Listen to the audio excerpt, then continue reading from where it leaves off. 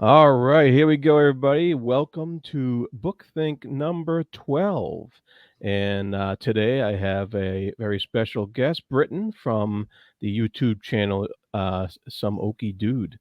And uh, welcome, Britton, to Book Think. Yeah, man. Thanks for inviting me. This is fun. Yeah. So Britton did us all the favor of choosing Perdido Street Station by China Mieville for I'll be right here. discussion today. And of course, this book is very well known, and it won the Arthur C. Clarke Award way back in 2000 or so. And so it's been around for almost quarter of a century now. Um, and China Mieville, of course, has written. This is first in a trilogy of book called the Bas Lag saga. Is that right? Mm-hmm. Yeah. Yeah. There's this, the Scar, and then Iron Council. Right. And Iron Council. And this book made a lot of waves when it came out because it was quite unique and Mm. different at the time it came out. And so uh, first things first, Britain. How did you find out about this book? Well, I was on Goodreads, and there was this reviewer named J.G. Keeley who had a lot of interesting views about fantasy, and he pointed me in a lot of interesting fantasy. Uh, Pointed me in a lot of directions I didn't expect, and he mentioned, well, this book particularly, but the other Bas Lag books as well. Mm. I didn't really pick it up till around 2022. I had tried Mieville. I did The City in the City, which I liked reasonably. I thought it was pretty good. Very interesting combination of like weird, surreal kind of. I don't quite know what that genre is, what he's going for, but also like noir as well, which is really cool. I really like that genre, so I'm like, all right, I'll just go with this. But then a lot of people are like Perdido Street Station, and it sounded really cool, so I picked it up and I ended up reading it, and yeah, I loved it. It was great. So this was more of a recent read for you. Yeah, Um, about 2 years ago. No. 2 years ago. Okay, so compared to like when it came out, it was been out for a long time. And it's a recent read for me as well. I didn't read it till last September, and Mm-hmm. um, and I found it fascinating. And so, uh, what can you? What was it that really grabbed you about the story in here? Well, I mean, I would probably say just how different it is from other fantasy I've read. I mean, um, I sure. I mean, it has its influences. I mean, Charles Dickens for one, and H.P. Lovecraft on another. But I've never really.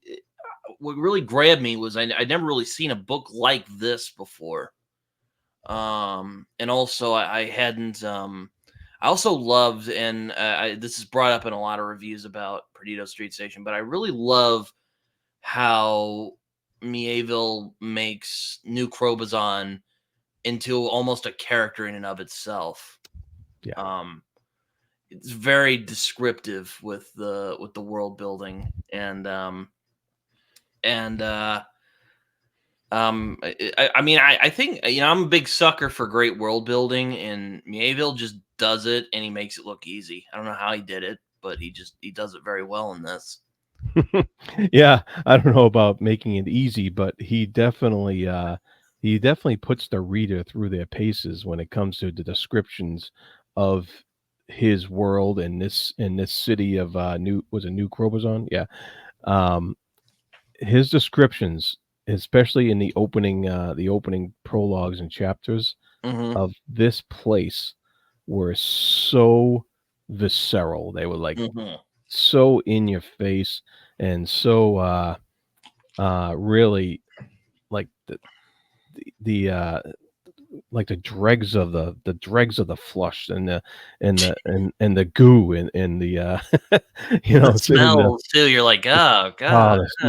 yes, the smells and the biodiversity and it really um it really captures a feel that you don't you don't always get with a lot of other books, and I really appreciated that. And Yeah, you I mean, there's even scenes like he describes the remade process. There's a little scene in the book where Isaac meets this guy he knows who got caught with a like thieving group, and he refused to Mhm. snitch him out. So part of the remaking process is they stitched his mouth shut.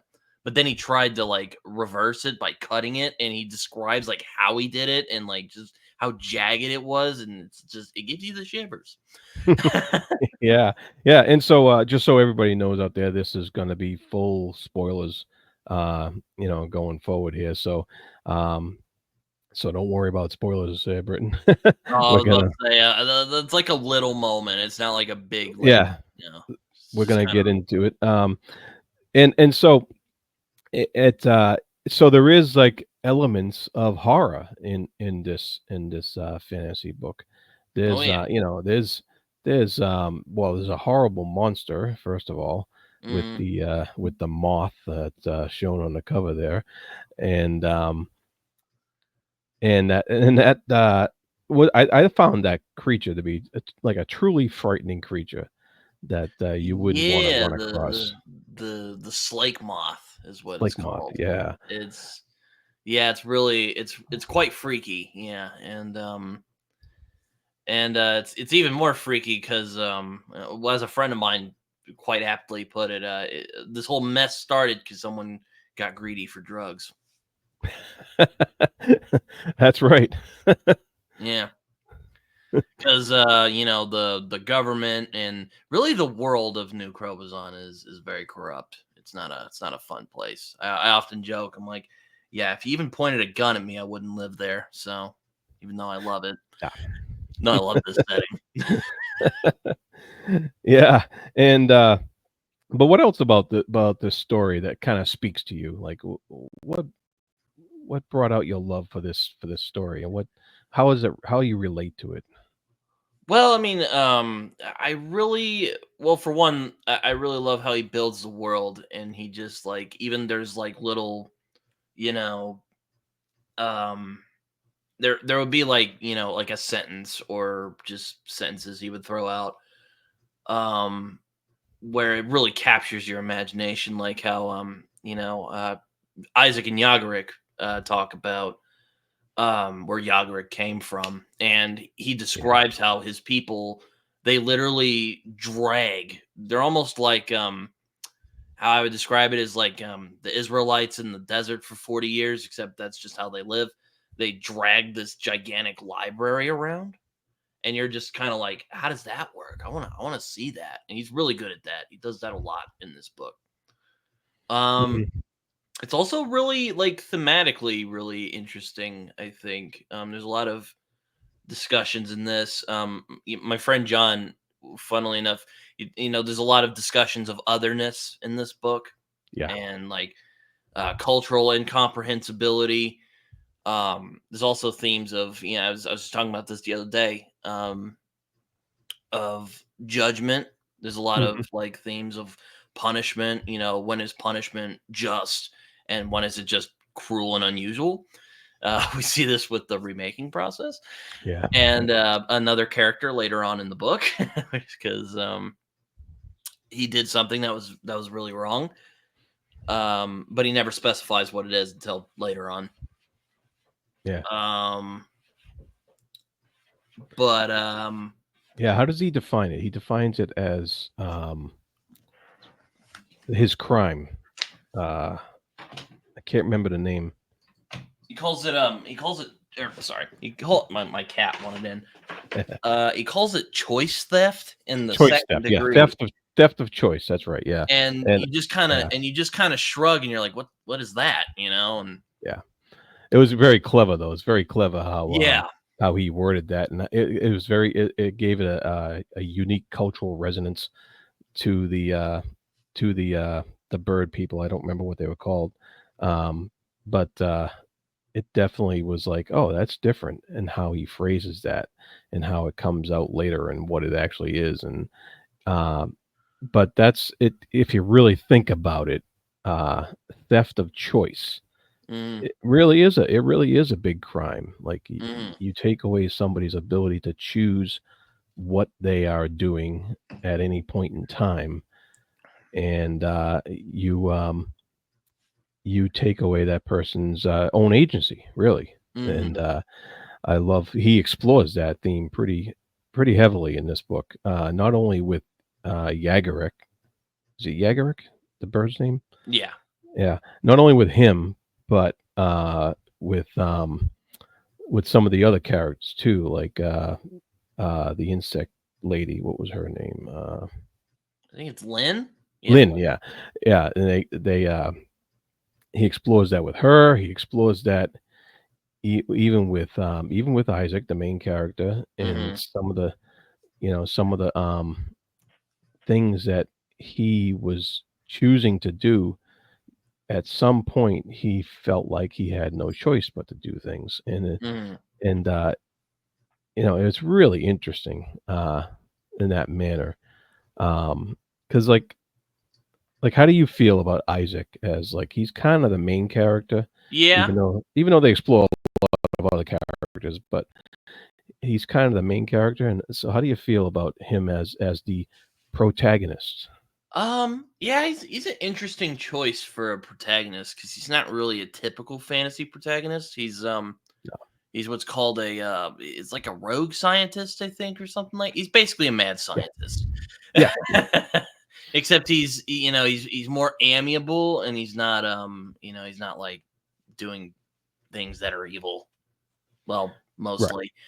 A lot of what he does is based on ignorance. A lot of like the mistakes he makes are just based on ignorance. Yeah, yeah, Um, yeah. He like he he doesn't mean to start the Slake Moth crisis. It just right, happens because he was exactly. curious and he can't help himself. Uh, Exactly, yeah. Yeah, he definitely is a, kind of a mad scientist type, but mhm. he's very personable, Yeah, he's not cackling in the corner saying he's gonna rule the world, but he is very eccentric, and he's very his interest takes him down paths that some people might not go to. yeah. I mean, there were parts that bugged me about him. Like he often says like he would say things like "yag old boy," and I'd just be like, "Oh God, why?" But aside from that, like I definitely felt more for him as the story goes along because his life just gets thrown into the um you know by a mistake that he made, and he Mhm. wants to make it Yeah. right, even though he might die or worse in the process. Yeah, yeah. And it seems to be, a very, um one of those cases of, self-destruction, really, Mm. and how he gets into trouble, and it's caused by the things that he did, and then he spends the rest of the book trying to get out of that, or trying to fix the trouble that he inadvertently started. Uh, Yeah, it's kind of funny because like I sometimes kind of snicker and just go, man, it would have been interesting enough seeing this story of this scientist trying to help this birdman get his flight back, which I guess it is because the slake moth thing is based on him trying to get his flight back. yeah. um um but Yeah, just it's an interesting book. It's a tale of two books. Like at first, it's kind of this character study of New Crobazon and the people who live in it, and then it's like slate moths. Yeah. Uh, yeah, that's it's interesting because he could have just played it simple, and, Slake Moss, the evil creature you gotta conquer. and you got all your heroes trying to conquer it. And that could have been just a story, but Mhm. the way he introduces all these different factions and all the politics of New Chromosome that were playing into the different circumstances that were driving the characters this way Mhm. and that, and they had to avoid these people, and they had to contact these people, and it was really just a really well thought out, full um, society that there was no simple answers for any of the characters other than they either had to avoid the slake moss or somehow try to destroy them or neutralize them, and Mhm. that was part of the fascination of the book. Oh, for sure. Yeah, it's definitely a um yeah, again, it's unique. You don't really see, I mean, I do wish there were more books like Perdido Street Station, and maybe there are, but I don't know them. Um I mean, I have heard him be compared to like Neil Gaiman, which is, I guess is a interesting which I guess is a decent comparison. I do think they have different interests. Yeah, You know, sure. um Yeah, uh, Gaiman tends towards the more mythological, yeah. magical, uh, but I could see the comparison definitely. Yeah, Um, no, like Mieville's more like political and angry. yeah, right, yeah, I mean, and his and that's depiction good. of people in the government is not nice. No, no, no, There's he actually definitely. some of my favorite parts were with the inept government people trying to like figure out this slake moth crisis. Yeah. No, no, I mean, that was fascinating, yeah. and he easily, and it's kind of funny because he easily could have made them just like evil government bad guys, and like they are that, but like they're also like, holy crap, we need to figure this out before they start killing everybody. Yeah, it's interesting because it's like they all realize that they gotta do the right thing about figuring out this problem with the slake moss, but they also all wanna do it in a certain way that's gonna benefit them, you Yeah, know? yeah, exactly. He uh yeah, I mean, he doesn't seem to think very fondly of this government of New Crobazon, and for good reason. They're not good people. Like Yeah. they're censoring people. They're doing repression, and it's not a good government that runs New Crobazon anyway. There's a lot of corruption. Yeah, and you can kinda sense that, Mieville may have a certain, agenda there in trying to put out the fact that this is how he sees a lot of aspects of governments around the world that we have, and it might not be as blatant and um, obvious as it is in Perdido Street Station, but you can tell that he's a guy who likes to have that conversation about Mm. governments being corrupt and governments not necessarily doing everything they can to do the right thing by their people. Yes, those are some of my favorite parts, really. Especially when they go to hell to get Yeah, help from the demons, but even they're scared of the slake monster. Like, hell no, we're not yeah, going to yeah, and that's and I like how Roy goes like, I don't blame you. It's like, yeah, and that's part of the fascination here is that he brings in that yet another fantastical element that he just touches on the whole idea of hell and mhm, is and he doesn't really bring up heaven. So this idea of hell and that there actually are demons you can contact is yet another fantastical angle he brings into this because you have different races, right? Which mhm. is species basically. There's just which is fantastical on its own. You have insect people, you have bird people, you have I think frog people Yeah, frog and people and cactus people. cactus people, and then you have, the unmade, which are just engineered, people basically Mhm. who parts were put onto them or what have you, and, grafted, and, uh and I think there was even more than that. I can't even remember them all. There was a lot of them in there, and he throws a lot of different, uh, stuff at you know, like that, and then on top of all that, he throws in a little bit of sci-fi, and he throws in a little bit of, steampunk almost, Mhm. and of course horror, and then and Oh, yeah. he throws in hell, and Yeah, you're like, "What?" Hey, okay. yeah, so it's a real big mix of Yeah, I remember stuff. when I first read it, I'm just like, "Good lord, what is he gonna do next?" And then he just kept going. You're like, "Oh my gosh." Yep, Um, like when yep. they try to stop the slake moths in the like sewers, and they just fail spectacularly.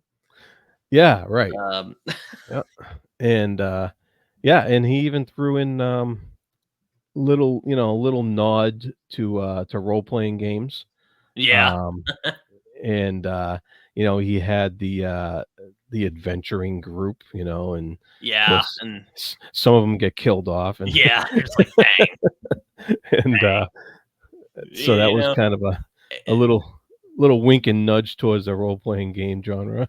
yeah. One of my favorite little bits is when they walk over and like and it's Isaac's friend from the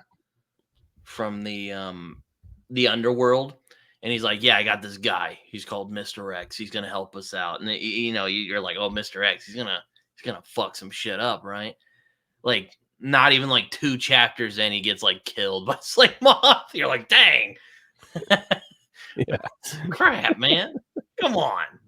yeah, yeah, and, so there's a lot of, oh, we also had some AI in this as well, Oh yeah, yeah. The you know? trash, the trash, Yep, the garbage AI, the garbage AI, which is like which is also like also has like a person that it hooks to. It's real freaky it when is, yeah, we meet the yeah, construct council. yeah. So all told, this is not a novel for the easily spooked or scared or I guess, or if you're grossed out easily, you're Yeah, gonna, no, oh god, yeah, yeah, no, uh he goes into it, man.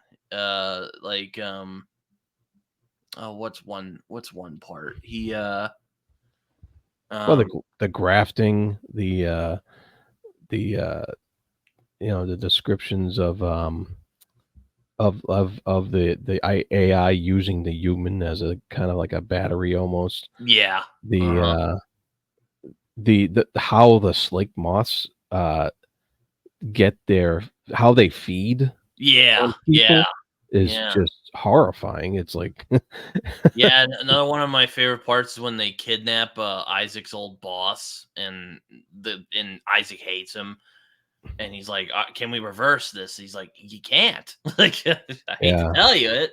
Probably doesn't hate telling him, but you can't reverse it. You know? Yep, yep, and of course, the horrible tortures that his girlfriend goes through, Lynn, Yeah, which is just, it's not easy to take if you don't like those sort of things. There's definitely some gruesome stuff that happens in here, some dark yeah. stuff. I remember our friend Jimmy. He was a big Lynn fan, and he was a bit disappointed with how she ended up. Oh, right, yeah. Because like she's an interesting character too, because she's from this group of people, the bug people, Yep, and she kind of angst about that, and then she gets kidnapped because she does a sculpture for the she wants to do or she's commissioned to do a sculpture for the local crime boss, um which, terrible idea in and of itself, but Yeah. whatever. She doesn't think anything's going to happen until it does. Yeah.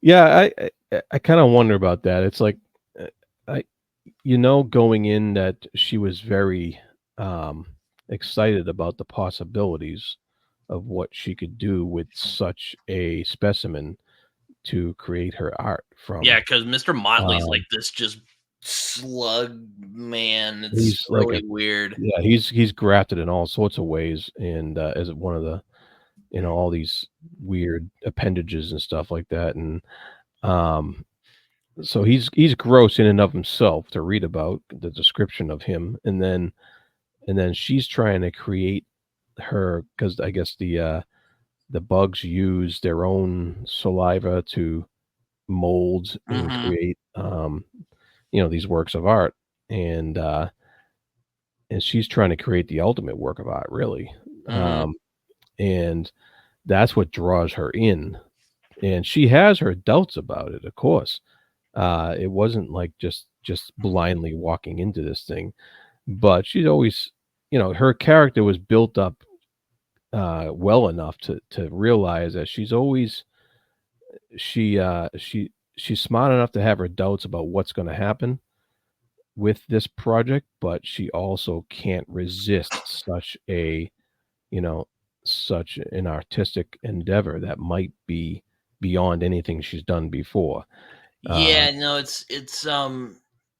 yeah, I think it's interesting you mentioned that because like I think Lynn's like problem or flaw or whatever you want to call it is kind of the same as um as as Isaac, Isaac's. yeah, Is it They're just curious. They cannot mhm, help themselves. They have to, know how this is going to go.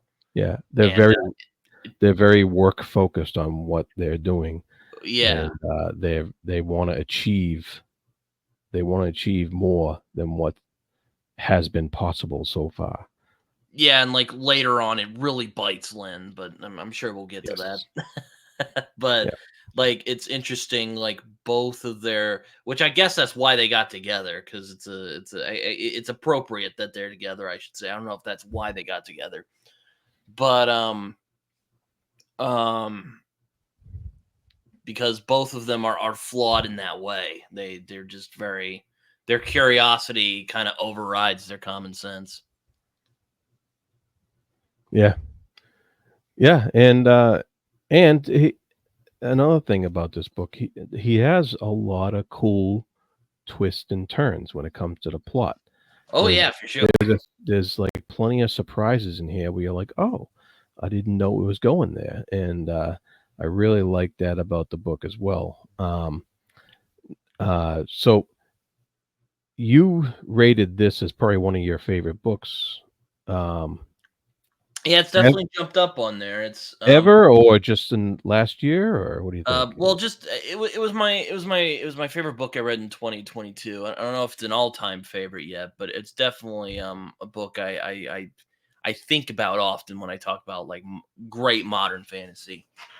Well, this and the Scar even too. I think the Scar is also a fantastic book, but I won't go too much into the Scar. I mean, it's a very different book. But and a lot of people have asked me like, why do I prefer Perdido Street Station over the Scar? And I don't know. It's kind of hard to say because one could make the argument that the Scar is a better book, and possibly you could say that. I just like Perdido Street Station more because I don't know. It's just there's nothing else like it, and it's really I like to say it's very adventurous. Like you want to know more about the city, even though again, you probably don't want to live there. I No, don't. no, no, that would be You're the like, I want to know more. I want to know more about this shady government that's trying to figure out this slake moth thing. I want to know more about this weird renegade, probably Marxist newspaper. You know. yeah, and, yeah, that was actually the newspaper thing was kinda interesting because that's definitely And seems this big dome where the cactus people live. What the hell yeah, is that? Where's that? What's this? You know? yeah. I wanna know more about that. Yeah, no, and that's the cool thing about it. He brings up so many unique ideas in here Or the that, frog people, they can swim yep, around. They have these little water skins they swim around in, you know, and yeah, there's, like, and he labor strikes. You're like, "What?" yeah, and he blends it all into this setting, this city, this new And chromosome it's there. I guess it also is impressive for me just how he brings it well, mostly brings it together because there's some Yeah, things he just kinda leaves up in the air. yeah, there was Um, one, thing that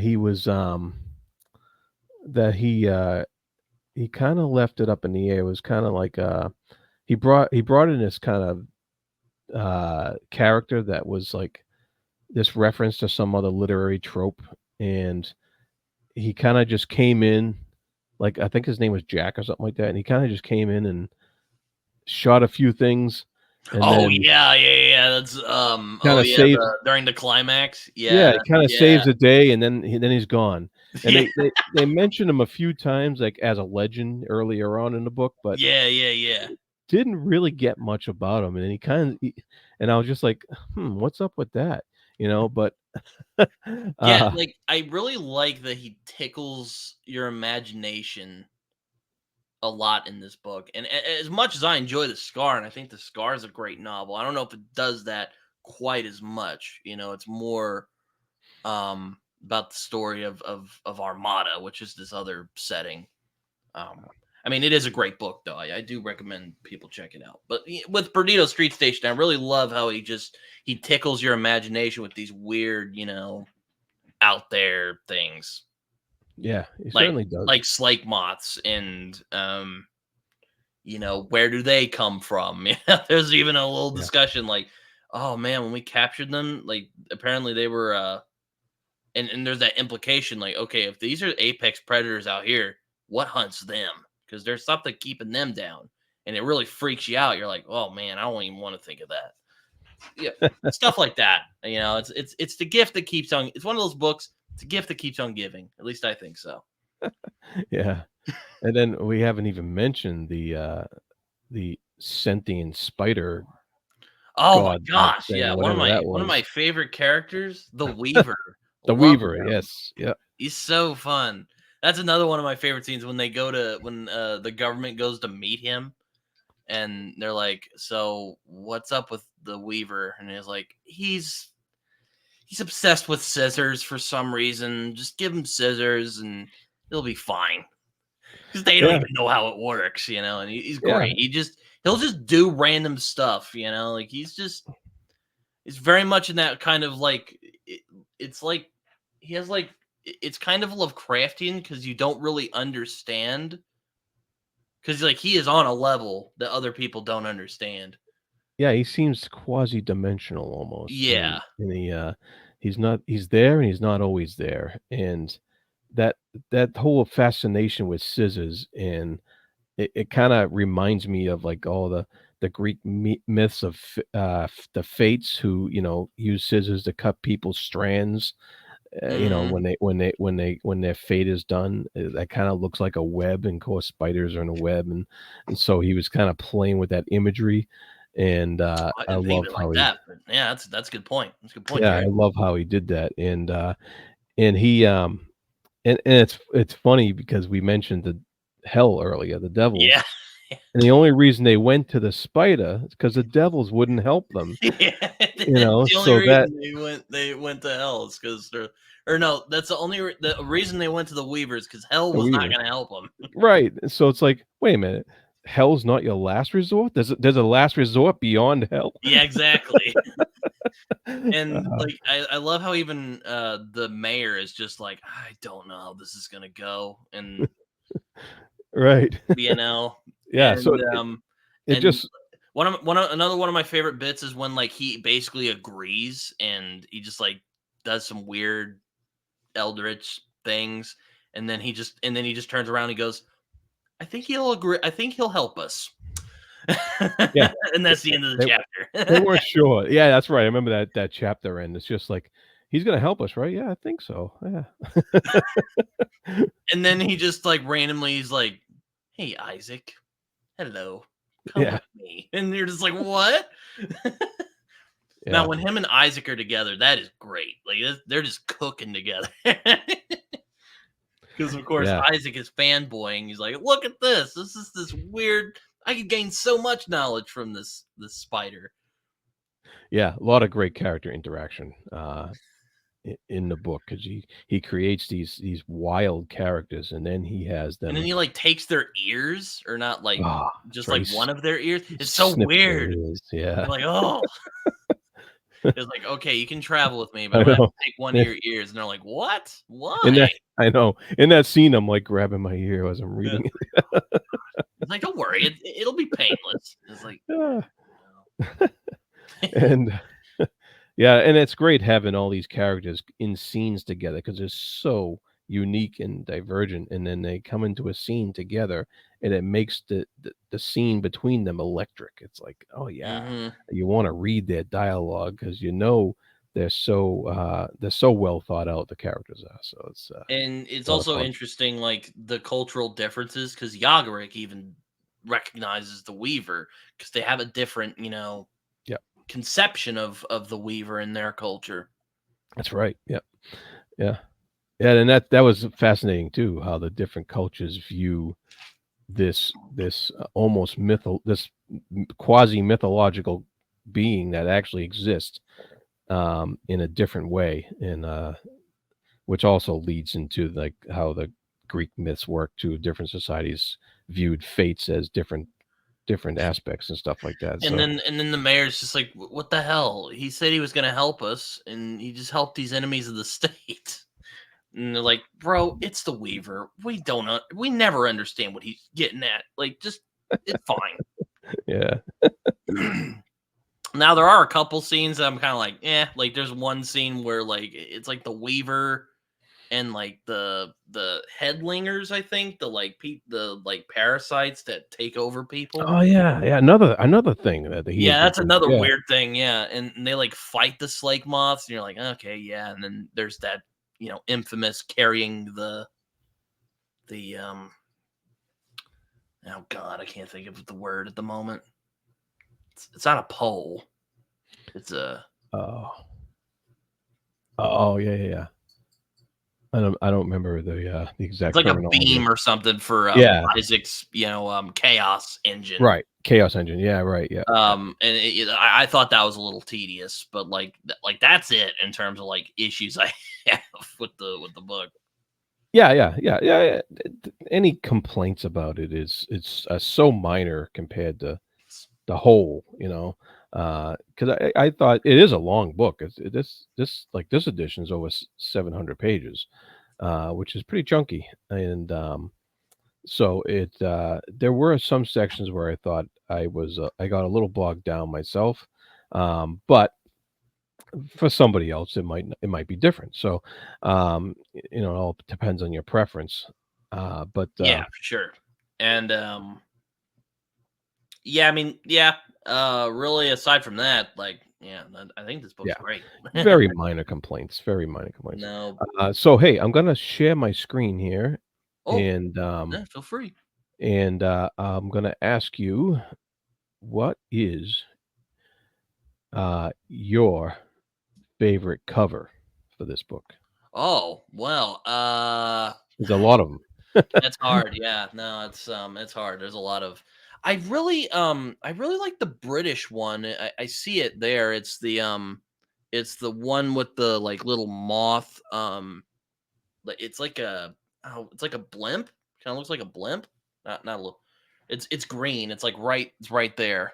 Or well, I'm pointing. You can't see it. Um, it's the one with the like little airship. And it also forms into a moth. I really like that. But the one Oh, I own yeah. is the Del Rey edition of Yeah, I see that one. Yeah, Wing. Yeah. that's in the bottom center there, and, I own this one, of course, the, Yeah, I see. Yeah. standard one there, I but, am consider I um like I haven't really thought about doing like broken binding, but I am considering getting the broken binding Perdido Street Station. Oh yeah, that'd be cool. Yeah, So yeah. I yeah, I kind of like the one, the second one from the top left that kind of shows Yagarick, the bird guy, Hmm. and I kind of like that one. But I also like the second one from the top right, with kind of that hand drawn city type Oh yeah, yeah, yeah. I picture was about there. to say that one's really cool Um, too. yeah, that's pretty cool. So, and I like the center one too in the top. That's the Audible cover there with that sleek platform he's standing on and the whole view of the city there. Hmm. It's pretty cool stuff. Pretty cool covers. I mean, I don't know. I think my cover's a little bland, but Yeah, but I mean it works. it's yeah, no, it's fine. It's fine. Yeah. Yeah, it's fine. But yeah, cool. No, but yeah, no, it's I also like I guess you could call it the original cover that they've used for the broken binding as well, which was like the first one on there. So there you Oh go. yeah, okay. Yeah, that's I pretty like cool too. that. Yeah. It's pretty fun. But yeah, no, it's yeah, that's about yeah. um oh man. So, we kinda gone through all the things that we love about this book. What do you why do you think somebody else should read this book? Uh well, I mean if you want I generally say if you're kind of, I don't want to say bored. Well, maybe bored, but if you're kind of like, the general fantasy is not doing it for me anymore, check out Perdido Street Station. It'll definitely open your mind and realize, wow, fantasy is way more than, swords and sorcery and elves and stuff. Which, hey, nothing wrong with those. I like that stuff too. But if you want something, I recommend this for people who want a different experience overall. Um, Sure. and Yep. are wanting to, broaden their horizons, I guess. Yeah. Because there's really not much that's like Bas Lag, I think, or even New Crobazon for that matter. Yeah.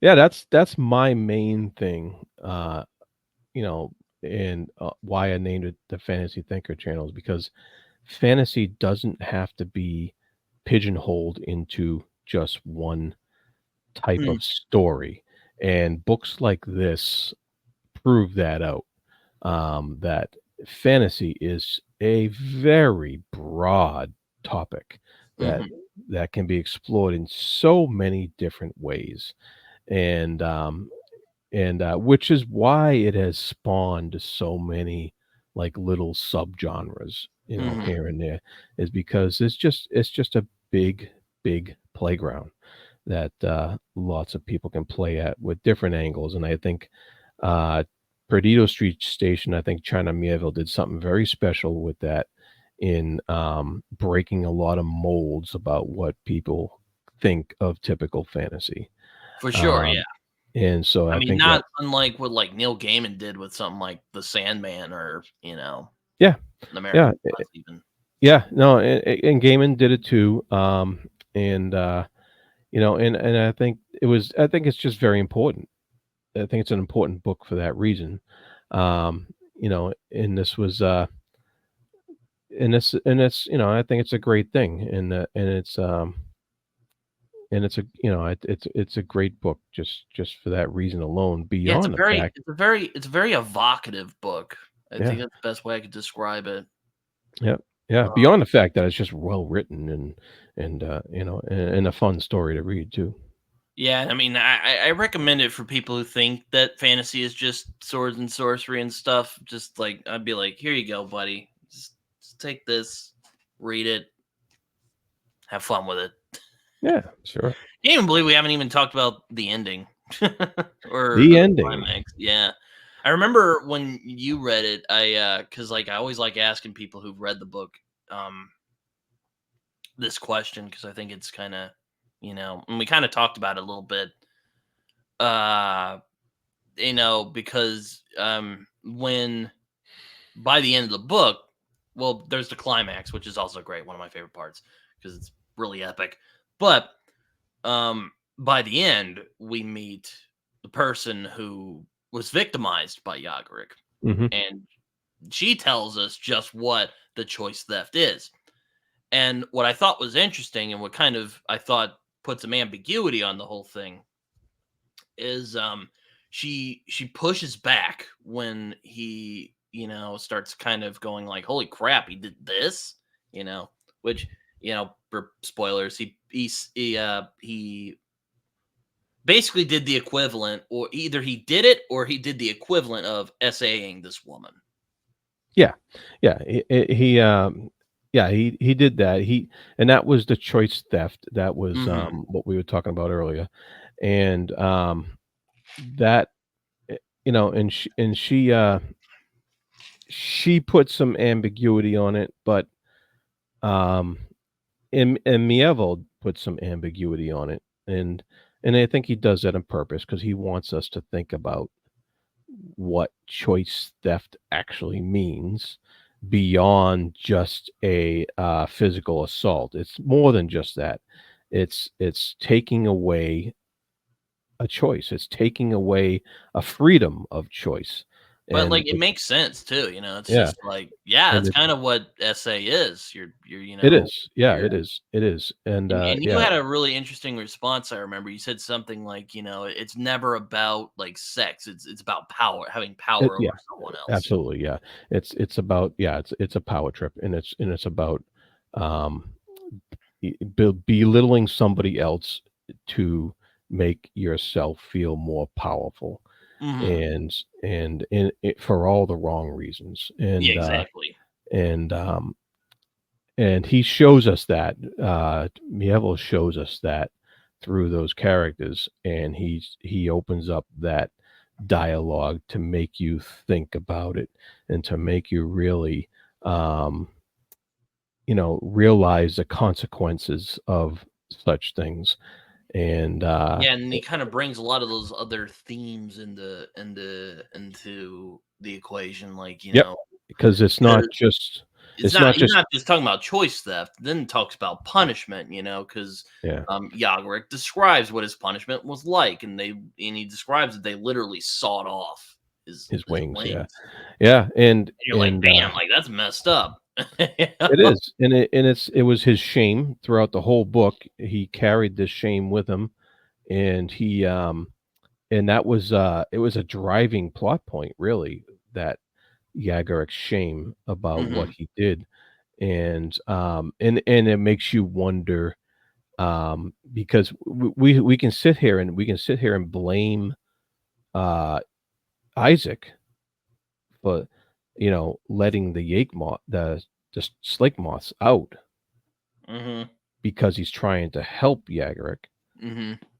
But if it wasn't for Yagarick's crime, that would have never happened, because Yagarick was the one trying to get his wings back, Yeah. or trying to get flight back, not his wings per se, but and so it was his crime, which was the driving impetus behind the whole plot that led to Isaac releasing this lake moss onto the world, and so it's very well put together. For Just for sure, yeah, I didn't really think of that, but yeah, no, it's definitely his, he, um, and oh jeez, I forgot what I was gonna say. I think why I often ask people, because I want to hear their perspective for one thing, but also I like hearing other perspectives because like I'm not sure, it's like, because again, the victim goes out of her way to say like, look, it's not this in the way you think of it. yeah, So I'm like, so like, and Yagorick kind of says something to the occasion that he might have he probably did, SA her, and I'm just overthinking it, which is definitely a possibility. But again, just how they say it and just how they go like, no, it's not like this. It's like this thing, yeah, that's yeah, kind of and what stops me, I guess. yeah. And Well, I I think might be a little biased because Yagorick was my favorite character, and people mm, kind of give me shit about that. But it's yeah. Yeah, But I think it's an interesting question to ask. yeah, Even putting that aside. yeah. Well, also Mieville was, he also put an alien spin on it because it's definitely it's a different species, so we Mm, have to keep that in mind and that their definitions of things might not always line up with what humans are used to. So, mhm. so that's why the questions are left out there, and that's why the and it's they're left out there on purpose, I think, on his part, because he wants us to ask these questions. And he wants us to talk about these things and have the discussion, because it's important. For sure, and yeah, I remember talking with Jimmy and Amanda from Shelf Unstable about it, and and he's like, "Why did you stop there? There's other things in our world we could describe as choice theft. Like you could describe any crime possible as choice theft, which I guess is why they have choice theft in the second degree and Yeah, yeah, right. Different whatnot. degrees. Yeah, With sure. Yeah, what is it with or something extreme disrespect yeah, to make right. it even more bad. Yeah, yeah, yeah, yeah. Fascinating stuff. Fascinating stuff. It's yeah, I think though for me anyway, it's the ending that really makes it for me. As much as I love a lot of the other stuff, like when they go to that zoo or the parts with the hell or parts with hell and the chaos engine, I really the ending is like my favorite part because it stirs such like thought and even emotion because you feel bad for Yagrik, or at least I did. Might be some people are like, he's a dick, screw him. He did Yeah, something horrible, screw him. Which yeah. again, I think brings up an interesting point about punishment. How far should you go? Can you even redeem yourself from something so horrifying that he did? You Mhm. know, but That ultimately is it leaves it up in the air. Yeah, that is the question, and that's one of the reasons I think people will get a lot out of this book, and that not everybody's gonna get the same thing out of this book that Mhm. that you or I might get out of it, and, so it's all good. Um, any, uh any last words you wanna say about Perdido Street Station? Um, well, I mean, I think it's a great book, and it's a magical book, I might dare say. So, again, if you're interested in something different, if you're kind of like, okay, I read the first Law and Song of Ice and Fire, I want something a little different. Well, give this a There go. you go. You might you might you might Yeah, enjoy it. there you go. Alright. Alright, thanks, I was Britton, kind of I so was much. I was kind of nervous we weren't going to be able to describe all of it in under Oh, an we did hour, but we okay, I did think. it. Thanks We for did having me on. okay. Yeah, thanks so much for coming on. I really appreciate, if you haven't checked out Britton's channel, he does a ton of interviews with a whole bunch of different people that are all fascinating, and Britton, I like how you do that. It's great that you have all these different people on your channel, and it's uh, it's a really a great thing to have in the booktube community. So everybody check out Some Hokey Dude, Britton's channel, and I'll have the link down below. And once again, thank you so much for coming on Book Think number 12. Well, thank you for inviting me, man. This was fun. All right, and as I always say, be good to each other. Thank you.